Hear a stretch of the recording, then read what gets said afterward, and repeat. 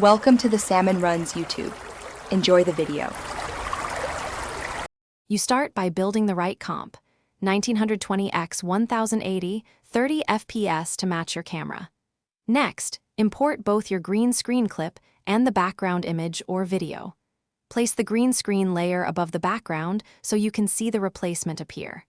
Once done, trim the clip and set the work area to the shot length. Make sure to scrub the timeline to confirm the clip plays properly before moving to keying.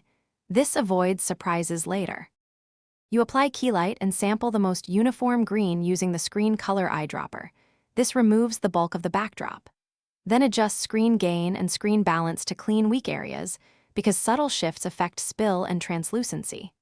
Once the main key is passing, switch to the screen matte view to evaluate blacks and whites and tweak clip black, clip white, and screen shrink / grow to remove stray fringe. Make sure to toggle back to final result to judge natural edges. You now clean edges.